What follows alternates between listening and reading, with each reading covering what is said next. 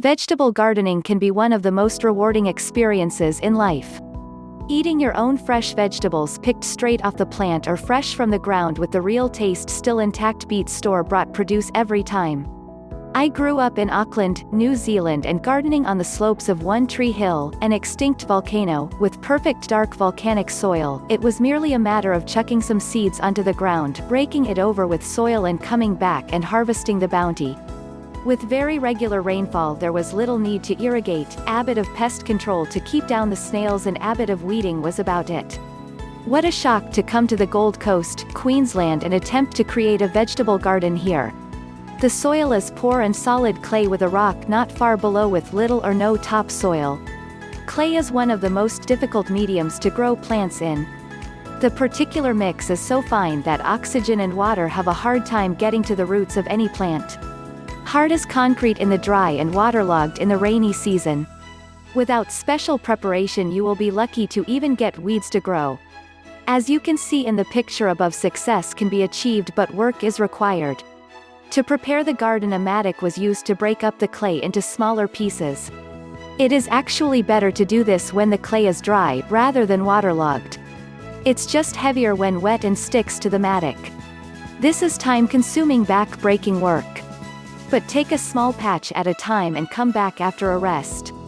Take several days to complete the vegetable patch. Gardening is to help build the muscles, not destroy them. Whilst doing this task many times rock was hit, however most rock on the Gold Coast shatters when hit and breaks into smaller pieces. While many of these were removed, pieces smaller than half the size of your fist were left in on the advice of garden manuals. Why? It is said that small rocks help drainage and add minerals to the soil over time. So long as they don't make up more than 5% to 10% of the soil, leave them in. Eventually a base of the patch was laid out. To further soften and break up the clay, store-bought clay breakers were added. Easily available at your gardening or hardware store, they are added to water and sprayed on the garden, though they work best over a period of time. Next, gypsum was added. This comes in large bags and is easy to spread out by hand. Mix in with the clay and it too will further help relax the clay.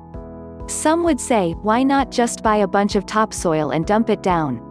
Well, for a couple of reasons. Firstly, I have yet to find a good provider of topsoil in Queensland. Most just provide sand with a minimum of organic material mixed in, just enough to darken the sand. The sand is actually poor draining because it is much too fine. Some argue that you can help clay soil by adding sand. But unless the sand is a fine to small gravel, I believe you are wasting your time. Sand that is too fine acts just like a clay soil. It repels short spells of rain or irrigation or becomes waterlogged during a tropical downpour or solid irrigation. The second reason why I don't just buy the topsoil is because if the topsoil is not mixed in and bound to the subsoil, it will just wash away.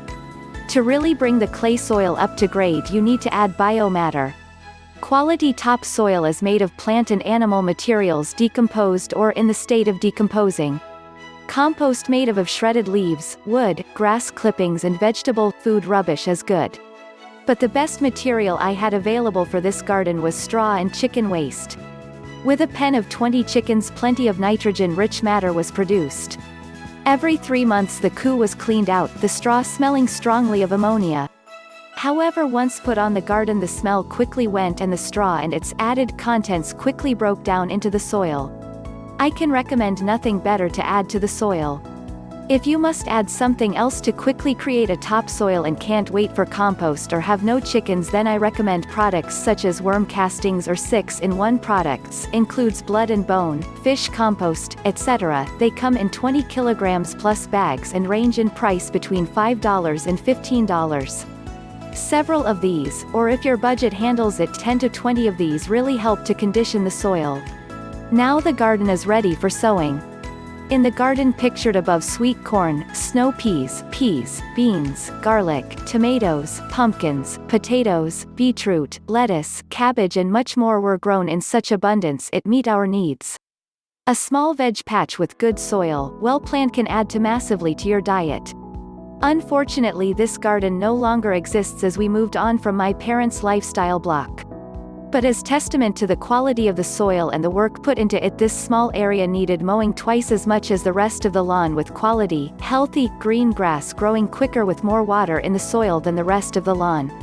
Showing the truth in Queensland and hard clay soils that if the effort is put in, the results will live on for years and decades. Poor soil in Australia is just an excuse for laziness. Yes, we have drought conditions at times. But if we prepare the soil well, we need less water. If we work with our environment, keeping back water in the times of plenty and molding the environment correctly, wonderful results can be achieved. Poor soil should not hold you back, it merely presents a challenge. Thank you for watching. Please like and subscribe.